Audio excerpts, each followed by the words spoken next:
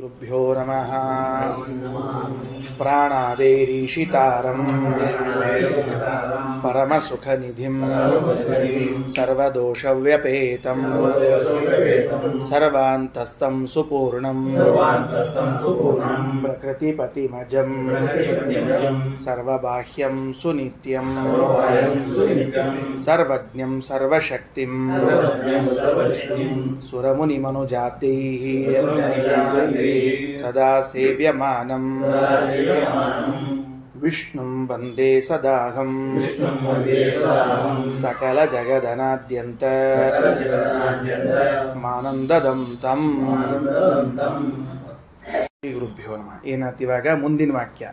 ಸ್ವತೋಧಿಕ ಗುಣಂ ಹತ್ವಾ ಸಾಕ್ಷಾಚ್ಚ ಪಿತರಂ ಪುನಃ ಕ್ಷತ್ರಸ್ಯ ಬ್ರಾಹ್ಮಣಂ ಹತ್ವಾ ತಾವಾನ್ ದೋಷೋ ಭವೇದ್ ಧ್ರುವಂ ಇತಿ ಆಗ್ನಿ ಅಂತದ ಅಗ್ನಿ ಪುರಾಣದಲ್ಲಿ ಬಂದ ಮಾತನ್ನು ಸಂಗ್ರಹಿಸುತ್ತಿದ್ದಾರೆ ಶ್ರೀಮದಾಚಾರ್ಯರು.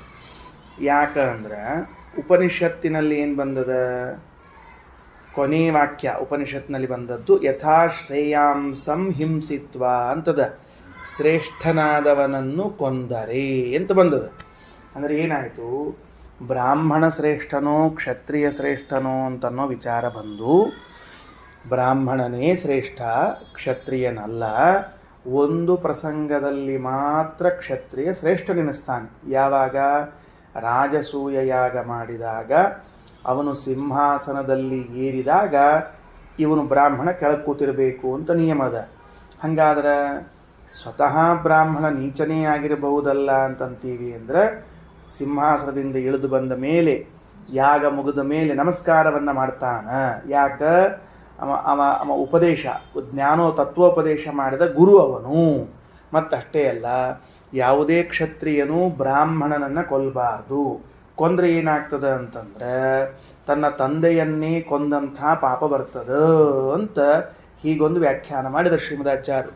ಅಲ್ಲಿ ಪ್ರಶ್ನೆ ಮಾಡಿಕೊಂಡ್ರು, ಉಪನಿಷತ್ತಿನಲ್ಲಿ ಯಥಾಶ್ರೇಯಾಂಸಂ ಹಿಂಸಿತ್ವ ಅಂತ ಇಷ್ಟೇ ಅದ, ಒಬ್ಬ ಶ್ರೇಷ್ಠನಾದವನನ್ನು ಕೊಂದಾಗ ಅಂತದ. ಅಲ್ಲೇನು ತಂದೆ ಅಂತೇನು ಬಂದಿಲ್ಲ, ಅಲ್ಲೇನು ತನ್ನ ತಂದೆ ಅಂತೇನು ಬಂದಿಲ್ಲ. ಅಂದಮೇಲೆ ಆಚಾರ್ಯರು ತಂದೆ ಅನ್ನೋ ಅರ್ಥವನ್ನು ಹೆಂಗೆ ತಂದರು? ರಾಜನು ಯಾರಾದರೂ ಒಬ್ಬ ಶ್ರೇಷ್ಠನಾದವನನ್ನು ಕೊಂದರೆ ಏನು ಪಾಪ ಬರುತ್ತದೋ ಆ ಪಾಪ ಬ್ರಾಹ್ಮಣನನ್ನು ಕೊಂದಾಗ ಬರುತ್ತದೆ ಅಂತ ಉಪನಿಷತ್ತಿನ ಭಾವ ಇದೆ ಅಂತ ನಮಗನಿಸ್ತದೆ. ಆದರೆ ಮಧ್ವಾಚಾರ್ಯರು ವ್ಯಾಖ್ಯಾನ ಮಾಡುವಾಗ ತನ್ನ ತಂದೆಯನ್ನು ಕೊಂದಾಗ ಯಾವ ದೋಷ ಬರ್ತದೋ ಆ ದೋಷ ಅಂದಾರ. ಯಾಕೋ ಹೊಂದಿಲ್ಲಲ್ಲ ಅಂದ್ರೆ ಆಚಾರ್ಯರು ಪ್ರಮಾಣ ವಾಕ್ಯ. ಇತಿ ಆಗ್ನೇಯೇ. ಅಗ್ನಿಪುರಾಣದಾಗ ಏನಂತಾರ? ಸ್ವತಃ ಅಧಿಕ ಗುಣಂ ಹತ್ವಾ ಸಾಕ್ಷಾಚ್ಚ ಪಿತರಂ ಪುನಃ. ಅಂದ್ರೇನು? ಅಲ್ಲಿ ಶ್ರೇಯಾಂಸಂ ಅಂದ್ರೆ ಶ್ರೇಷ್ಠನಾದ ಅಂತ ಶಬ್ದದ. ಅದಕ್ಕೆ ಅಗ್ನಿಪುರಾಣ ಏನು ವ್ಯಾಖ್ಯಾನ ಮಾಡ್ಲಿಕ್ಕತ್ತದ? ತನಗಿಂತಲೂ ತನ್ನ ತಂದೆ ಶ್ರೇಷ್ಠ ಅನ್ನುವುದನ್ನು ಹೆಂಗೆ ನಿರ್ಧಾರ ಮಾಡೋದು ಅಂದರೆ ಗುಣಾಧಿಕಂ, ಅಧಿಕ ಗುಣಂ. ನನ್ನ ತಂದೆ ನನಗಿಂತಲೂ ಅಧಿಕವಾದ ಗುಣವುಳ್ಳವನಾಗಿದ್ದಾನೆ. ಆ ಅಭಿಪ್ರಾಯದಲ್ಲಿಯೇನೇ ಉಪನಿಷತ್ತಿನಲ್ಲಿ ಶ್ರೇಯಾಂಸಂ ಅಂದದ, ಶ್ರೇಷ್ಠನಾದ ಅಂದದ. ಹಂಗಾರ ಅಪ್ಪ ಯಾವ ಮೂಲಕ ನನಗಿಂತ ಶ್ರೇಷ್ಠನಾದಪ್ಪ? ಬರೇ ಜನ್ಮದಾತ ಅದಕ್ಕೆ ಶ್ರೇಷ್ಠ ಅಂತ ಅರ್ಥೋ? ಭಾಳ ಮೊದಲ ಹುಟ್ಟ್ಯಾರ್ರಿ ನಮ್ಮಪ್ಪ ಅದಕ್ಕೆ ಶ್ರೇಷ್ಠರಿ ಅಂತ ಅರ್ಥೋ? ಹೌದಕ್ಕೆಲ್ಲ ಹೇಳ್ತಿರ್ತಾರಲ್ಲ, ನಿಮ್ಮಪ್ಪ ಯಾಕೆ ಶ್ರೇಷ್ಠೋ, ನಿಮ್ಮಪ್ಪ ಯಾಕೆ ದೊಡ್ಡವ ಅಂದ್ರೆ ಲಘು ಹುಟ್ಟು ಕೂತಾನ್ರಿ ಅದಕ್ಕೆ ನಮ್ಮಪ್ಪ ದೊಡ್ಡವ ಅಂತ ಅಂತಿರ್ತಾರೆ. ಹಂಗೇನು ಅಂತ ಕೇಳಿದ್ರೆ, ನಮ್ಮ ಅಪ್ಪ ನನ್ನ ಅಪ್ಪ ನನಗಿಂತಲೇ ಗುಣದಿಂದ ಶ್ರೇಷ್ಠರೇ ಅವರು. ಬೇಕಾದಿರಲಿ ಅವ್ರ ಗುಣದಿಂದ ಶ್ರೇಷ್ಠರೇ ಅವರು. ಯಾಕೆ ಗುಣದಿಂದ ಶ್ರೇಷ್ಠರು ಅಂದರೆ ನನ್ನಲ್ಲಿ ಏನಾದರೂ ಎರಡು ಗುಣಗಳು ಬಂದಿದ್ದಿದ್ರೆ ಅದು ಅವರಿಂದೇ ಬಂದಿರಬೇಕೆ ಹೊರತಾಗಿ ಬೇರೆ ಸಾಧ್ಯ ಇಲ್ಲ. ಆಮೇಲೆ ನನ್ನಲ್ಲಿ ಎರಡು ಗುಣಗಳು ಬರ್ತಾವೆ ಅಂದರೆ ನನ್ನ ಅಪ್ಪನಿಂದ ಆಗಬೇಕಾದ್ರೆ ಆ ಗುಣ ಕೊಟ್ಟವರು ನನಗಿಂತ ದೊಡ್ಡವರೇ ಅವರು ಸಹಜವಾಗಿ. ಅಂದಮೇಲೆ ಸ್ವತೋ ಅಧಿಕ ಗುಣಂ, ನನಗಿಂತಲೂ ಹೆಚ್ಚಿನ ಗುಣವುಳ್ಳಂತಹ ಪಿತರಂ ತಂದೆಯನ್ನು ಹತ್ವಾ ಕೊಂದರೆ ಏನು ಕ್ಷತ್ರಸ್ಯ ಕ್ಷತ್ರಿಯನಿಗೆ ಯಾವಾನ್ ದೋಷ, ಎಷ್ಟು ದೋಷವೋ, ಬ್ರಾಹ್ಮಣ ಮತ್ವ ತಾವಾನ್ ದೋಷ ಭವೇದ್ರು, ಬ್ರಾಹ್ಮಣನ ಕೊಂದಾಗ ಅಷ್ಟೇ ದೋಷ ಬರ್ತದ ಅಂತ. ಅದಕ್ಕೆ ಮತ್ತೆ ರಘುತ್ತಮ ಸ್ವಾಮಿಗಳೊಂದು ಪ್ರಶ್ನೆ ಅಲ್ರಿ, ಈ ಅಗ್ನಿಪುರಾಣದಾಗ ಸಾಕ್ಷಾತ್ ಪಿತರಂ ಅಂತ ಯಾಕೆ ಅನ್ಬೇಕಾಯ್ತು? ಸ್ವಂತ ತಂದಿ ಅಂತ. ಹಂಗಾರೆ ಸ್ವಂತ ತಂದಿ ಬಾಡಿಗೆ ತಂದಿ ಅಂತ ಹಿಂಗೆ ಇರ್ತಾರೆ. ಹಂಗೆ ಸ್ವಂತ ತಂದಿ ಅಂತ ಯಾಕೆ ಶಬ್ದ ಬಳಸಬೇಕಾಯ್ತು ಅಂದ್ರೆ ಅದಕ್ಕೆ ಜನಿತಾ ಚ ಉಪನೀತಾ ಚ ಯಸ್ತು ವಿದ್ಯಾಂ ಪ್ರಯಚ್ಛತಿ ಅನ್ನದಾತ ಭಯತ್ರಾತ ಪಂಚೈತೆ ಪಿತರ ಸ್ಮೃತಾ. 5 ಮಂದಿನ ತಂದಿ ಅಂತ ಕರೆದಾರ. ತಂದಿನ ಯಾರ್ಯಾರು ಕರೆದಾರ? 5 ಮಂದಿನ. ಮೊದಲನೇದ್ದು ಜನಿತ, ಹಡದವ, ಅವ ಸ್ವಂತ ಅಪ್ಪ ಅವ. ಆಮೇಲೆ ಉಪನೀತ ಅಂದರೆ ಮುಂಜಿ ಮಾಡಿದವರು, ಪುರೋಹಿತರು. ಮುಂಜಿ ಮಾಡೋದಿರ್ತಾರಲ್ಲ ಅವರು ಅಪ್ಪಿದ್ದಂಗೆ ಎಷ್ಟು ವಿದ್ಯಾಂ ಪ್ರಯಚ್ಛತಿ. ಕೆಲವರು ಮುಂಜಿ ಮಾಡಿ ಹೋಗ್ಬಿಟ್ಟಿರ್ತಾರೆ, ಮುಂದೆ ಪಾಠ ಹೇಳ್ತಿರಂಗಿಲ್ಲ. ಆ ಪಾಠ ಹೇಳೋ ಗುರುಗಳೊಬ್ರು ಬೇರೆ ಇರ್ತಾರೆ, ಸಂಧ್ಯಾನ ಕಲಿಸ್ಕೊಟ್ರೊಬ್ರು ಬೇರೆ ಇರ್ತಾರೆ ನೋಡ್ರಿ ಅವ್ರು. ಮತ್ತೆ ಅನ್ನದಾತ, ಹೊಟ್ಟಿಗೆ ಹಾಕಿದವರು. ಭಯತ್ರಾತ, ಭಯ ಬಂದದನ್ನು ಪರಿಹಾರ ಮಾಡಿದವರು. ಆಮೇಲೆ ಇವರು 5 ಜನರನ್ನು ಕೂಡ ತಂದೆ ಅಂತ ಕರೆದಿದ್ದಾರೆ. ಹೌದೌದು, ತಂದೆ ಸಮಾನರು, ತಂದೆ ಸಮಾನ ಅದೇ ಇದ್ದಾರೆ. ಇಲ್ಲಿ ಶ್ಲೋಕದಾಗ 5 ಮಂದಿ ಕೊಟ್ಟಾರ, ಅವರಿಬ್ಬರು ಇಟ್ಕೊಳ್ರಿ. ಅಂತೂ ಇಷ್ಟು ಜನರನ್ನೂ ಕರೀತಾರೆ. ಮತ್ತು ಹಂಗಾರ ಕ್ಷತ್ರಿಯ ಯಾರೋ ಅನ್ನದಾತನ ಕೊಂದುಬಿಟ್ಟಾನ ಅಂತ ಅರ್ಥ ಮಾಡ್ಕೊಂಡ್ರೆ ಹಂಗೆ ಮಾಡ್ಕೋಬಾರ್ದು. ಸಾಕ್ಷಾತ್ ಪಿತರ, ಹಡದ ತಂದೆಯನ್ನೇ ಅಂತ ಅರ್ಥ ಮಾಡಿಕೊಳ್ಳಿಕ್ಕೆ ಸಾಕ್ಷಾತ್ ಶಬ್ದವನ್ನು ಹೇಳಿದ್ದಾರೆ. ಯೋ ನಃ ಪಿತಾ ಜನಿತ ಯೋ ವಿಧಾತ ಧಾಮ ನಿವೇದ ಭುವನಾನಿ ವಿಶ್ವಾ ಯೋ ದೇವಾನಾಂ ನಾಮಧ ಏಕಗೇವ ಅಂತ ನೋಡ್ರಿ. ಯೋ ನಃ ಪಿತಾ ಜನಿತ ಎರಡೆರಡು ಬಂತಲ್ಲಿ. ಟೀಕಾಕರ್ತ ಪ್ರಶ್ನೆ ಕೇಳ್ತಾರೆ, ಅಲ್ರಿ ಯೋ ನಃ ಪಿತಾ ಅಂದಾಗ್ಲೇ ತಂದೆ ಏನು ಬಂದದ, ಮತ್ತೆ ಜನಿತ ಅಂತ ಯಾಕೆ ಬಂತಪ್ಪ? ಅಂದ್ರೆ ದೇವರು ನಮ್ಮನ್ನ ಯೋ ನಃ ಪಿತಾ, ಅಪ್ಪ ಅಂದ್ರೆ ದತ್ತ ಅಪ್ಪ ಇರ್ತಾನ್ರಿ, ದತ್ತಕ್ಕೆ ಪುತ್ರ ಬಂದಿರ್ತಾರೆ. ಹಂಗ ಅಪ್ಪ ಅಲ್ಲಮ್ಮ ದೇವರು. ಜನಿತ ಹಡದಪ್ಪಿದ್ದಂಗ ಅಂತ ಹೇಳಿ 2 ಶಬ್ದ ಬಂದಂತ ಬರ್ದಾರ ಟೀಕಾರ. ಯೋ ನಃ ಪಿತಾ ಜನಿತ ಯೋ ವಿಧಾತ ಅಂತ ಹೇಳೋ ಕಾಲಕ್ಕೆ ದೇವ್ರ ಹೆಂಗಪ್ಪಪ್ಪ ನಮಗೆ ಅಂದ್ರೆ ದತ್ತಕ್ಕೆ ಅಪ್ಪ ಬಂದಂಗಲ್ಲವ, ಸ್ವಂತ ಅಪ್ಪ ಹಂಗೆ ಇಲ್ಲಿ ಹೇಳಿದ್ದು.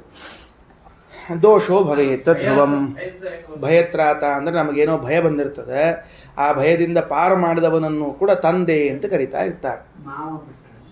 ಹೇಳಿದ್ರು ಅವರು, ಅದೇ ಮಾವ ಅಣ್ಣ ಇಬ್ರು ಹೇಳಿದ್ರು. ಇಲ್ಲಿ 5 ತಗೊಂಡಾರೆ, ಉಳಿದ್ ಮತ್ತೆ ತಗೋಬೇಕು ಅಂತ ಅರ್ಥ. ಉಪಲಕ್ಷಣ ಆಯ್ತಾ? ಏನಂತ ಬರ್ಕೊಂಡ್ರಿ? ಹಡದವ್ರೊಬ್ರು ಬರ್ಕೊಳ್ರಿ. ಹಡದವ್ರು ಜನಿತ ಜನಿತ ವಿದ್ಯಾಪ್ರಯತ್ನ ವಿದ್ಯಾದಾತ ಗುರು ಗುರು ಗುರು ಗುರು ಗುರು ಒಬ್ಬ 5 ಮಂದಿ ಅವರು. ಅಂತೂ ಸರಿ, ಅಲ್ಲಿ ಶ್ರೇಯಾಂಸಂ ಅನ್ನುವ ಉಪನಿಷತ್ತಿನ ವಾಕ್ಯಕ್ಕೆ ಯಾರೋ ಒಬ್ಬ ಶ್ರೇಷ್ಠ ಅಂತ ಅರ್ಥ ಮಾಡದೆ ಗುಣದಿಂದ ಶ್ರೇಷ್ಠನಾದ ತನ್ನ ತಂದೆ ಅವನನ್ನು ಕ್ಷತ್ರಿಯನು ಸಂಹರಿಸಿದರೆ ಏನು ಪಾಪವೋ ಏನು ದೋಷವೋ ಅದೇ ದೋಷವು ಒಬ್ಬ ಬ್ರಾಹ್ಮಣನನ್ನು ಕೊಂದಾಗ ಬರುತ್ತದೆ ಅಂತ ಹೇಳುವ ಮೂಲಕವಾಗಿ ಬ್ರಾಹ್ಮಣ ಕ್ಷತ್ರಿಯನಿಗಿಂತಲೂ ಶ್ರೇಷ್ಠ ಎಂಬುವ ಅಂಶವನ್ನು ಪ್ರತಿಪಾದನೆ ಮಾಡಿದರು. ಈಗ ಮುಂದೆ ಹೋಗೋಣಂತ. ಏನು ಶಬ್ದ ತತ್ವ ಅನ್ನುವ ಗ್ರಂಥ ಇಟ್ಟುಕೊಂಡು 4 ವಾಕ್ಯಗಳನ್ನು ಶ್ರೀಮದಾಚಾರ್ಯ ವ್ಯಾಖ್ಯಾನ ಮಾಡ್ತಾರೆ. ಏನಂತಾರೆ ಅಲ್ಲಿ? ಯಾನ್ಯೇತಾನಿ ದೇವತ್ರ, ದೇವತೆಗಳ ಮಧ್ಯದಲ್ಲಿ ಇವರೆಲ್ಲ ಕ್ಷತ್ರಿಯ ದೇವತೆಗಳು ಅಂತ ಹೇಳಿದರು. ಯಾರೆಲ್ಲ ಅಂತ ಹೇಳಿದಾಗ ಬೆಳಗ್ಗೆ ಹೇಳಿದೆ ನಾನು, ಕೆಲವು ಶಬ್ದಗಳು ಪುನರುಕ್ತಿಯಾದಂತೆ ಕಾಣ್ತದೆ ಅಂತ. ರುದ್ರಃ ಈಶಾನಃ, ಯಮಃ ಮೃತ್ಯು, ಹೀಗೆಲ್ಲ ಪುನರುಕ್ತಿಯಾದಂತೆ ಕಾಣ್ತದಲ್ಲ. ಆಮೇಲೆ ಆಚಾರ್ಯ ವ್ಯಾಖ್ಯಾನದ ಪ್ರಕಾರ ಏನು ಹೇಳಿಬಿಟ್ವಿ? ವಾಯು ಅಂತ ಅರ್ಥ ಹೇಳಿಬಿಟ್ವಿ. ಈ ಯಾವ ಶಬ್ದಕ್ಕೆ ಯಾವ ಅರ್ಥ ಅಂತ ಗೊತ್ತಾಗಲಿಲ್ಲಲ್ಲ ಅಂದರೆ ಆಚಾರ್ಯರು ಪುನರುಕ್ತಿಯನ್ನು ಪರಿಹಾರ ಮಾಡ್ತಾ ಶಬ್ದಗಳಿಗೆ ಬೇರೆ ಅರ್ಥವನ್ನು ತಿಳಿಸ್ತಾರೆ. ನೋಡ್ರಿ, ಈಶಾನೋ ಮಾರುತಃ ಪ್ರಾಣೋ ವಾಯುರ್ಜಿಷ್ಣುಸ್ತಥೈವ ಚ ದೃಷ್ಣುಶ್ಚ ಪವಮಾನಶ್ಚ ಪವನಶ್ಚೇತಿ ಕಥ್ಯತೆ ಇತಿ ಶಬ್ದತತ್ವೇ. ಶಬ್ದತತ್ವದಲ್ಲಿ ಬಂತದು. ಏನು ಶಬ್ದತತ್ವ ಅನ್ನೋದು ಒಂದು ಗ್ರಂಥ. ಆ ಗ್ರಂಥದಲ್ಲಿ ವಾಯುದೇವರನ್ನು ತಿಳಿಸುವ ಶಬ್ದಗಳು ಎಷ್ಟವ ವಾಯುದೇವರ ಹೆಸರುಗಳು, ಎಷ್ಟು ಚಂದವ ಅಂದರೆ ಈಶಾನಃ ಅಂತ ವಾಯುದೇವರ ಹೆಸರು. ಈಶಾನ 1, 2ನೇದ್ದು ಮಾರುತಃ, 3ನೇದ್ದು ಪ್ರಾಣಃ, 4ನೇದ್ದು ವಾಯು, 5ನೇದ್ದು ಜಿಷ್ಣು ಅಂತ ಹೆಸರು. ಎಷ್ಟು ಚಂದ ಹೆಸರದ ಜಿಷ್ಣು ಅಂತ. ಅರ್ಥ ಏನು ಅಂತ, ಅದಕ್ಕೆ ಜಯಶೀಲ ಅಂತ ಅರ್ಥ. ಜಿಷ್ಣು ಅಂದ್ರೆ ಜಯಶೀಲ, ಸದಾ ಜಯ, ಎಲ್ಲೂ ಅಪಜಯ ಅಂತ ಇಲ್ಲವೇ ಇಲ್ಲ ವಾಯುದೇವರಿಗೆ. ಅದಕ್ಕೆ ಶ್ರೀಪಾದರಾಜರು ಹೇಳೋ ಕಾಲಕ್ಕೆ ಜಯ ಜಯ ಜಗತ್ರಾಣ ಜಗದೊಳಗೆ ಸತ್ರಾಣ ಅಖಿಲ ಗುಣ ಸದ್ಧಾಮ ಮಧ್ವನಾಮ ಅಂತ ಕರೆದದ್ದು. ಜಯ ಜಯ ಜಗತ್ರಾಣ ಅಂದರೆ ವಾಯುದೇವರಿಗೆ ಜಯ, ಯಾವಾಗಲೂ ಜಯವೇ ಅವರಿಗೆ, ಪರಾಜಯ ಇಲ್ಲವೇ ಇಲ್ಲ. ಪರಮಾತ್ಮನಿಗೆ ವಾಯುದೇವರಿಗೆ ಪರಾಜಯದ ಪ್ರಸಕ್ತಿ ಇಲ್ಲ, ಗೊತ್ತಾಯ್ತಲ್ಲ. ಆದ್ದರಿಂದ ಧೃಷ್ಣು ಅಂತ ಅಂದರೆ ಧೃತಿ, ಧೈರ್ಯವುಳ್ಳವರು ಅಂತ. ಪವಮಾನ ಪವನ ಅಂತ ಕರೀತಾರೆ. ಯಾಕೆ ಪವಮಾನ ಅಂತ ಕರೀತಾರೆ ವಾಯುದೇವರಿಗೆ? ಅವರಿಗೆ ಹೆಸರು ಏನದ? ಪವಮಾನ ಮಂಡಲ ಪ್ರತಿಪಾದ್ಯರಾಗ್ಯಾರ, ಪವಮಾನ ಅಂತ ಕರೆದ್ಬಿಡ್ತಾರ. ಅಂದರೆ ಹಂಗಲ್ಲ. ಐತರೇಯ ಉಪನಿಷತ್ನಲ್ಲಿ ಹೇಳುವಾಗ ಅದಕ್ಕೆ ವ್ಯಾಖ್ಯಾನ ಮಾಡ್ತಾರೆ ಆಚಾರ್ಯರು. ಪಾವಯಿತ್ವ ವಿನೋತಿ, ನಮ್ಮನ್ನು ಸಂಸಾರದಲ್ಲಿ ಇದ್ದವರನ್ನು ಪವಿತ್ರಗೊಳಿಸಿ ಮಹಾನಂದದಲ್ಲಿ ಆನಂದ ಸಾಗರದಲ್ಲಿ ಮುಳುಗಿಸ್ತಾರಾದ್ರಿಂದ ಪವಮಾನ ಅಂತ ಕರಿಬೇಕು ಅಂತ ಹೇಳಿದ್ದಾನೆ. ಪವನ ಅಂದರೆ ಶುದ್ಧ ಮಾಡೋರು ಅಂತ ಅರ್ಥ. ಇತಿ ಶಬ್ದ ತತ್ವೇ. ಏನೀಗ ಮುಂದೇನು ಅಂದರೆ ಈ ಶಬ್ದ ತತ್ವದ ಸಹಾಯದಿಂದ ಒಂದು ಶಬ್ದಕ್ಕೆ ವಿವರಣೆ ಕೊಟ್ಟರು ಶ್ರೀಮದಾಚಾರ್ಯರು. ಎಲ್ಲಿ ಉಪನಿಷತ್ ತಗೊಳ್ರಿ, ಬಾಜುಕಿನ ಪೇಜ್ನಾಗದ ನಿಮ್ಮ ಕಡೆಗೆ, ಅಲ್ಲಿ ಯಾನ್ ಮೊದಲೇ ಇದ್ದು ಬ್ರಹ್ಮವ ಇದಮಗ್ರ ಆಸೀದೇಕಮೇವ ತದೇಕಂ ಸನ್ನ ವ್ಯಭವತ ತತ್ಶ್ರೇಯೋ ರೂಪಮತ್ಯ ಸಜತ ಕ್ಷತ್ರಂ. ಇಷ್ಟು ಮುಗಿಸ್ಬಿಡ್ರಿ, ಬಿಟ್ಬಿಡ್ರಿ ಅದನ್ನು. ಯಾನ್ಯೇತಾನಿ ದೇವತ್ರ ಕ್ಷತ್ರಾಣಿ ಇಂದ್ರೋ ವರುಣ ಸೋಮೋ ರುದ್ರ ಪರ್ಜನ್ಯೋ ಯಮೋ ಮೃತ್ಯುರೀಶಾನಃ. ಆ ಈಶಾನ ಶಬ್ದಕ್ಕೆ ವ್ಯಾಖ್ಯಾನ ಮಾಡಿದ್ರು ಆಚಾರ್ಯ. ಈಶಾನ ಅಂದರೆ ಯಾರು ಅಂದರೆ ವಾಯುದೇವರು. ಯಾಕ ಶಬ್ದ ತತ್ವವೆಂಬ ಗ್ರಂಥವು ಈಶಾನಃ ಮಾರುತಃ ಪ್ರಾಣಃ ವಾಯು ಜಿಷ್ಣುಸ್ತಥೈವ ಚ ದೃಷ್ಣಶ್ಚ ಪವಮಾನಶ್ಚ ಪವನಶ್ಚೇತಿ ಕಥ್ಯತೆ ಅಂತ ಹೇಳಿದ್ದರಿಂದಾಗಿ ಈಶಾನ ಶಬ್ದದಿಂದ ವಾಯುದೇವರನ್ನು ತಗೊಂಡ್ರೆ ಬ್ರಹ್ಮದೇವರು ಕ್ಷತ್ರಿಯ ಜಾತಿಯಿಂದ ಕೂಡಿದ ವಾಯುದೇವರನ್ನು ಸೃಷ್ಟಿ ಮಾಡಿದರು ಅಂತ ಅರ್ಥ ಬರ್ತದೆ. ಕಲ್ಪನಾ ಬಂತ. ಇಷ್ಟು ಕೋಶದ ಮುಗಿತೀಗ. ಹಂಗಾರೆ ಈ ಉಪನಿಷತ್ತು ನಮ್ಮನ್ನು ಇನ್ನೊಂದು ಕಡೆ ಕರ್ಕೊಂಡು ಹೊಂಟದ. ಏನು ಕರ್ಕೊಂಡು ಹೊಂಟದ ಅಂದರೆ, ಸಾಮಾನ್ಯವಾಗಿ ವಾಯುದೇವರು ಭಗವಂತನಿಂದ ಜನಿಸುತ್ತಾರೆ ಅಂತ ಕೇಳಿದ್ವಿ, ಆದರೆ ಇವತ್ತು ಬ್ರಹ್ಮದೇವರಿಂದಲೂ ವಾಯುದೇವರು ಜನಿಸುತ್ತಾರೆ ಎಂಬ ಹೊಸ ಅಂಶ ಕೇಳಿದ್ದೇವೆ.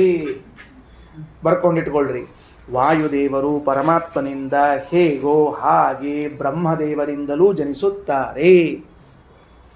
ಹಾಗಾದರೆ ಮಂತ್ರ ಅಂದರೆ ಬೃಹದಾರಣ್ಯಕ ಉಪನಿಷತ್ತು ಮಂತ್ರದಲ್ಲಿ ಈಶಾನ ಶಬ್ದವನ್ನು ವಾಯುಪರ ಮಾಡಿಕೊಡ್ತು.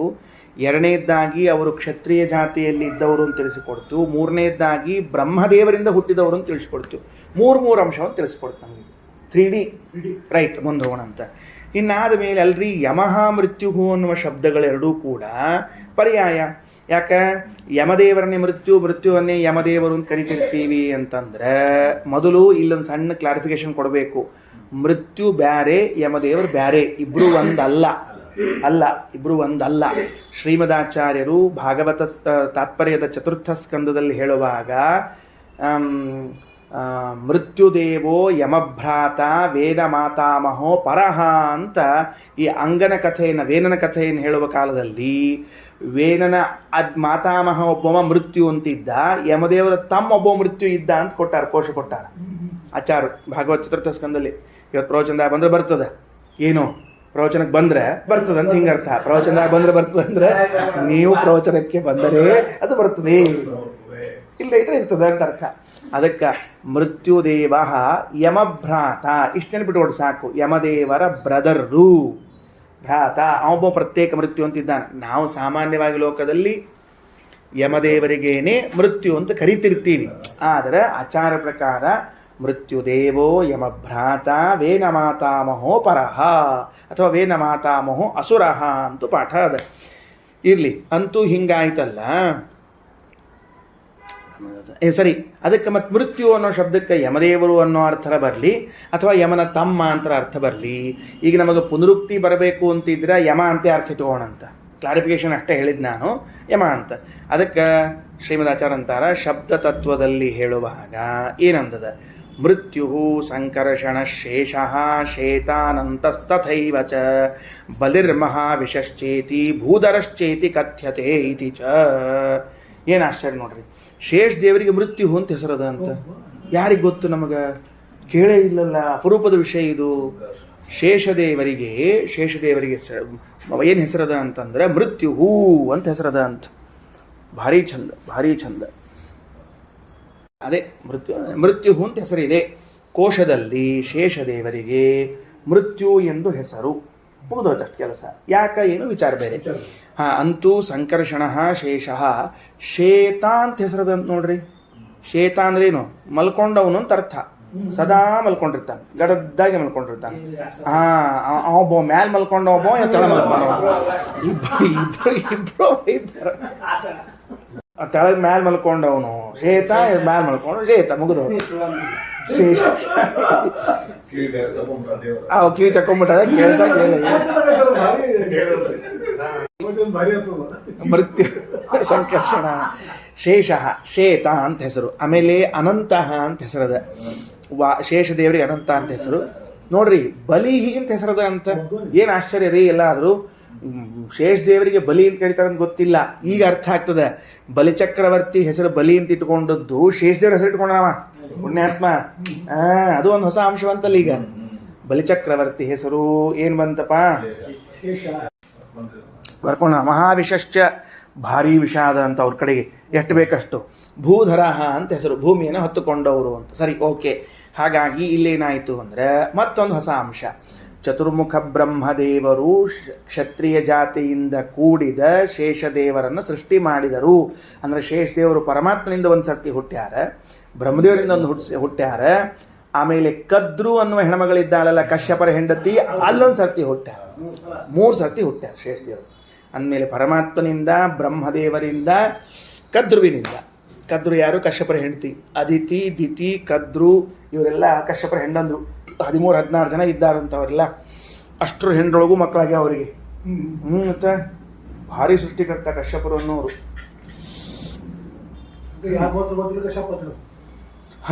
ಅದು ಫುಲ್ ಪ್ಲೆಜ್ಡ್ ಅದು. ಮುಂದೆ ಇನ್ನಾದ ಮೇಲೆ ಇಲ್ಲಿ ನೋಡ್ರಿ ಮತ್ತೆ ಸ್ವಾರಸ್ಯದ ಏನಂತಾರ ಅಂತಂದ್ರೆ ಇಂದ್ರಹ ಅಂತ ಹೆಸರದ. ಕ್ಷತ್ರಾಣಿ ಇಂದ್ರಹ. ಇಂದ್ರ ಅಂಬೋದಕ್ಕೆ ಏನು ಪ್ರಶ್ನೆ ಇಲ್ಲಲ್ಲ ಅಂತಂದ್ರೆ ಇಲ್ಲಿ ಬಂದ ಇಂದ್ರ ಶಬ್ದದಿಂದ ಇಂದ್ರದೇವರನ್ನ ತಗೊಳ್ಬಾರದು ಶ್ರೀಮದಾಚಾರ್ಯ ಪ್ರಕಾರ. ಯಾರನ್ನು ತಗೋಬೇಕು ಅಂದ್ರೆ ಗರುಡ ದೇವರನ್ನು ತಗೊಳ್ಬೇಕು ಅಂತ ಹೇಳ್ತಾರೆ. ಅಲ್ರಿ ಗರುಡ ದೇವರಿಗೆ ಏನು ಸಂಬಂಧ ರೀ ಅಂದ್ರೆ ತಗೊಳ್ರಿ. ಇಂದ್ರ ಸುಪರ್ಣೋ ಗರುಡೋ ಮಹಾಭಾರೋ ಧುರಂಧರ ವಿಶ್ವಜಿತ್ಯಾಪ್ಯವಧ್ಯಶ್ಚ ವೈನತೇಯಶ್ಚ ಕಚ್ಚತೆ ಇತಿ ಚ. ನೋಡ್ರಿ ಇಷ್ಟು ಹೆಸರು ಬಂತ ಯಾರಿಗೆ? ಗರುಡದೇವರಿಗೆ. ಇಂದ್ರಹ ಅಂತ ಹೆಸರು, ಸುಪರ್ಣ ಅಂತ ಹೆಸರು, ಗರುಡ ಅಂತ ಹೆಸರು, ಮಹಾಭಾರ ಅಂತ ಭಾರಿ ಭಾರ ಹೊತ್ಕೊಂಡು ಅಡ್ಡಾಡ್ತಾರೆ ಅವರು. ಯಾಕೆ? ಪರಮಾತ್ಮ ಹೊತ್ಕೊಂಡು ಮತ್ತೆ. ಇನ್ನ ಧುರಂಧರ ಅಂತದ ಬಂತಲ್ಲ ಮೊನ್ನೆ, ಧುರಂಧರ.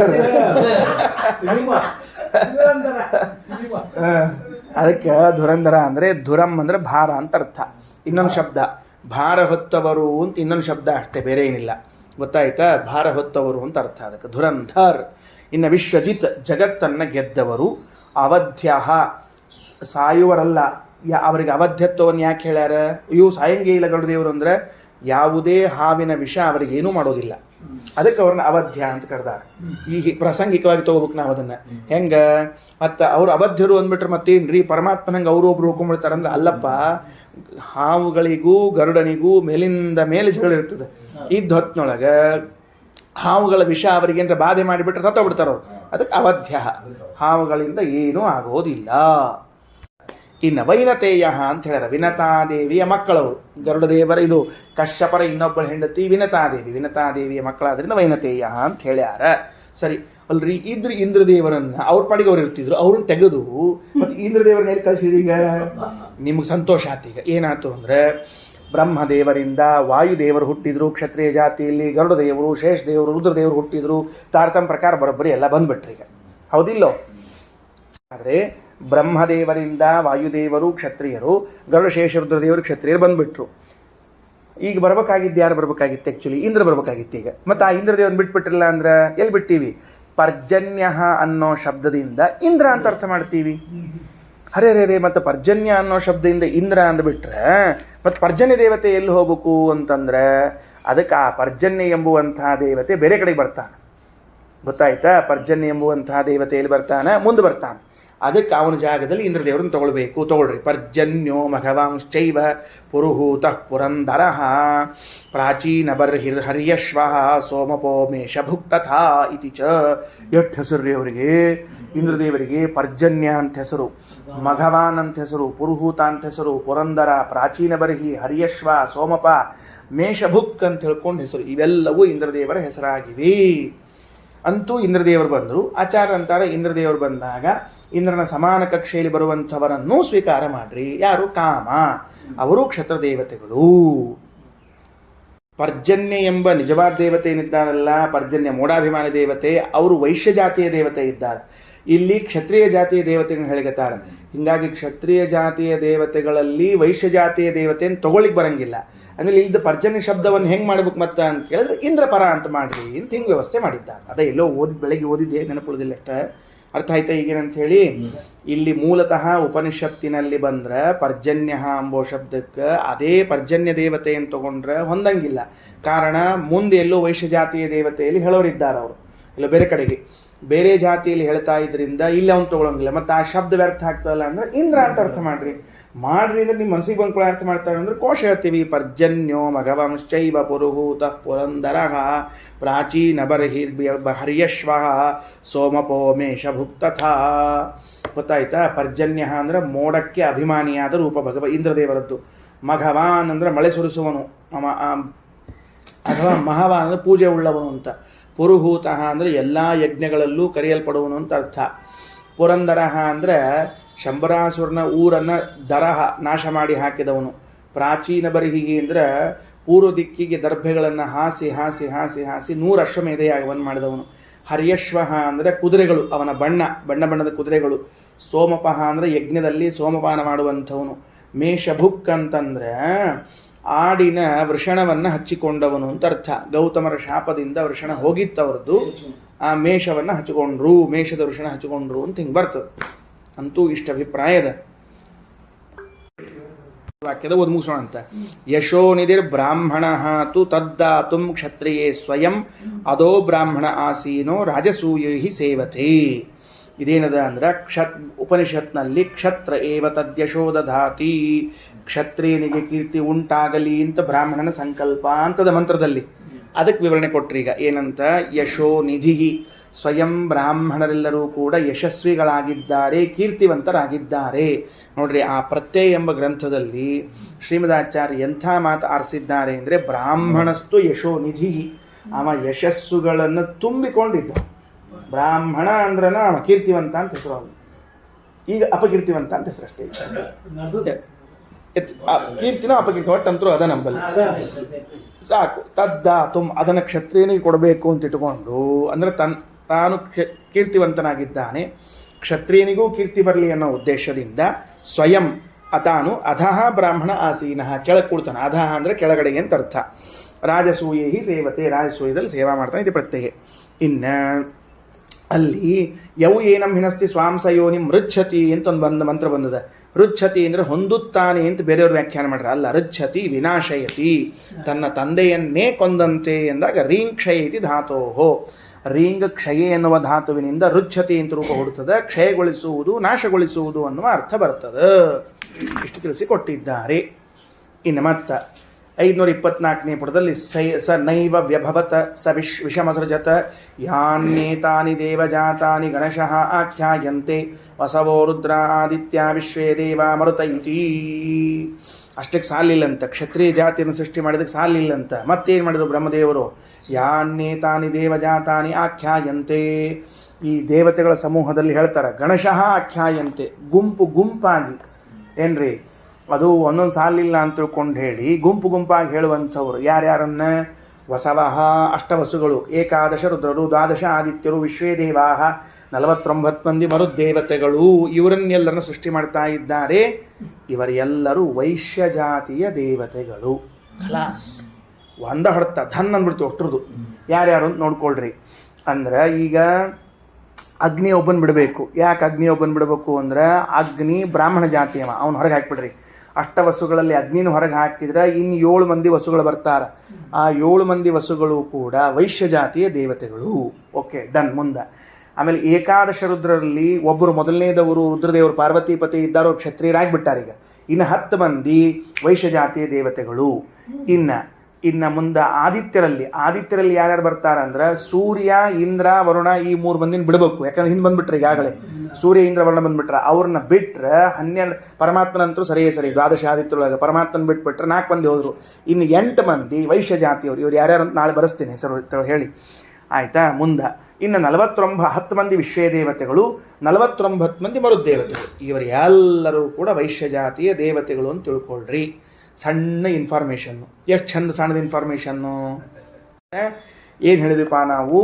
ಅಷ್ಟವಸುಗಳಲ್ಲಿ ಅಗ್ನಿಯನ್ನ ಬಿಟ್ಟು ಉಳಿದ 7 ಜನ ವಸುಗಳೇನಿದ್ದಾರಲ್ಲ, ಇವರು ವೈಶ್ಯ ಜಾತಿಯವರು ಅಂತ ಹೇಳಿದ್ವಲ್ವಾ. ಕೃಷ್ಣನನ್ನ ಸಾಕಿದ ತಂದೆ ನಂದಗೋಪ ಏನಿದ್ದಾರಲ್ಲ, ಅವರು ದ್ರೋಣ ನಾಮಕ ವಸು. ದ್ರೋಣ ನಾಮಕ ವಸು ಅಲ್ಲಿ ಹುಟ್ಟಿದ್ದು ಅಂದರೆ ವೈಶ್ಯರಾಗಿ ಹುಟ್ಟಿದ್ರು ಅವರು. ಯಾವಾಗ ಕೃಷ್ಣ ಕಾಲದಲ್ಲಿ ವೈಶ್ಯರಾಗಿ ಹುಟ್ಟಿದ್ರು. ಅಂದಮೇಲೆ ಸ್ವರೂಪದಲ್ಲಿ ಏನೇ ವೈಶ್ಯರಾಗಿದ್ದವರು ಅವತಾರ ಮಾಡಿದಾಗಲೂ ಕೂಡ ವೈಶ್ಯರಾಗಿ ಅವತಾರ ಮಾಡಿ ಧರಾದೇವಿ, ಅವಳ್ಯಾರೋ ಯಶೋಧಾದೇವಿ, ಇಬ್ಬರು ಗಂಡ ಹೆಂಡತಿ ಕೃಷ್ಣನ ಸಾಕಿದ್ರು. ಅರ್ಥ ಆಯ್ತಾ? ನೋಡ್ರಿ ಎಷ್ಟೆಷ್ಟು ಸ್ವಾರಸ್ಯ ಇರ್ತದೆ ಎಲ್ಲೆಲ್ಲಿ ಅಂತ ತಿಳ್ಕೊಂಡು ಹೇಳಿ ಮುಗಿಲಿಲ್ಲ. ಕೃಷ್ಣ ಕ್ಷತ್ರಿಯ, ವಸುದೇವನ ಮಗ ಅಲ್ಲೇನವ, ಇಲ್ಲಿ ಸಾಕು ಸಾಕು ಅಪ್ಪ ಅಂತ ಹೇಳಿದ್ರಲ್ಲ, ಸಾಕು ತಂದೆ ಅಂತ ಹೇಳಿದ್ರಲ್ಲ. ಇನ್ನ ಆ ಏಕಾದಶ ರುದ್ರರಲ್ಲಿ ಅವರನ್ನು ಬಿಟ್ಟು ಉಳಿದವರು ವೈಶ್ಯ ಜಾತಿಯವರಂದಾರಲ್ಲ, ಅವ್ರವ್ರು ಯಾರು ಬರ್ತಾರಂದ್ರ ಕೃಪಾಚಾರ್ಯನಿದ್ದಾರಲ್ಲ, ಕೃಪಾಚಾರ್ಯರು ವಿಷ್ಕಂಬ ನಾಮಕ ರುದ್ರ ಅವರೂ ಕೂಡ ವೈಶ್ಯ ಜಾತಿಯವರೇ ಮೂಲತಃ. ಇಲ್ಲಿ ಬ್ರಾಹ್ಮಣರಾಗಿ ಹುಟ್ಟಿ ಬಂದಾರ ಅವರು, ಕ್ಷತ್ರಿಯನೂ ಅಲ್ಲ ಅವರು, ಕೃಪಾಚಾರ್ಯ ಬ್ರಾಹ್ಮಣ ಇಲ್ಲಿ ಬಂದದ್ದು. ಹಿಂಗ ಮಹಾಭಾರತದಲ್ಲಿ ಅವ್ರ ಪಾತ್ರಗಳಾಗ್ಯದ. ದ್ಯುನಾಮಕ ವಸು ಭೀಷ್ಮಾಚಾರ್ಯರು ಮೂಲತಃ ವೈಶ್ಯ ಜಾತಿಯವರ, ಅದ್ರಲ್ಲಿ ಕ್ಷತ್ರಿಯರಾಗಿ ಹುಟ್ಟಿ ಬಂದಿದ್ದ. ಹೆಂಗಿರ್ತದೆ ನೋಡ್ರಿ ಎಲ್ಲ. ಅರ್ಥಾತ್ ಇಲ್ಲಿಗ ಎರಡು ಒಂದೇ ಇರ್ಬೇಕು ಅಂತ ಏನಿಲ್ಲ, ಕರೆಕ್ಟ್ ಮುಗಿದು ಹೋದ ಕೆಲಸ. ಇದೆಲ್ಲ ಆಯಿತು ಅಂತ ಹೇಳ್ತಾರೆ. ಮತ್ತೆ ಓದೋದನ್ನು ನೋಡೋಣ. ಶ್ರೀಕೃಷ್ಣ ಅರ್ಪಣಮಸ್ತು.